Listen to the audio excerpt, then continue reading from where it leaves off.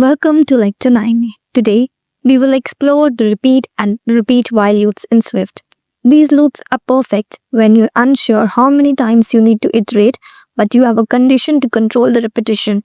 Let's dive in. A while loop evaluates a condition before executing its code block. It continues running the block as long as the condition is true. Here's the syntax. While condition, the code to execute. Think of it as saying, while this condition is true, keep doing this task. Let's look at a simple example where count equals 1, while count is less than equals 5, print count is count. Count plus equals 1. This loop starts with the count at 1 and runs until count is greater than 5, incrementing count by 1 in each iteration. In this example, the condition count is less than equals to 5 controls the loop. Once count exceeds 5, the loop stops.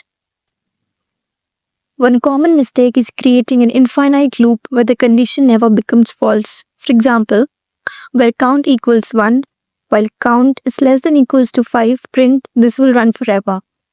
Here, we forgot to increment count, so the condition count less than equals to 5 will always be true.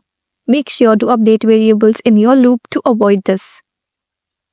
A repeat while loop is similar to a while loop, but it guarantees that the code block runs at least once because the condition is checked after the loop executes. Here's the syntax.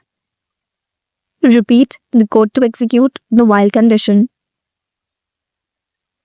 Let's see a repeat while loop in action. Where count equals 1, repeat, print counts count, count plus equals 1, and while count is less than equals to 5. This loop behaves similarly to the earlier while loop, but it runs the code block at least once, even if the condition is false initially. In this case, the loop prints the message once, even if count starts with a value greater than 5, because the condition is checked after the first execution. While loops are great for scenarios like first, for waiting for user input, second, simulating real-time events, and third, continuously processing data until a condition is met.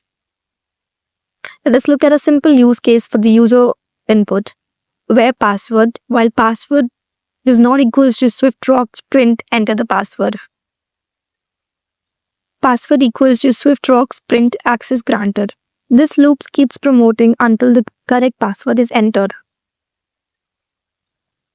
You can also nest while loops to handle more complex tasks. For example, where outer is equals to 1, while outer is less than equals to 3, where inner equals 1, while inner equals less than 2, print outer, semicolon outer, comma, inner, semicolon inner, inner plus equals 1, bracket, outer plus equal 1s.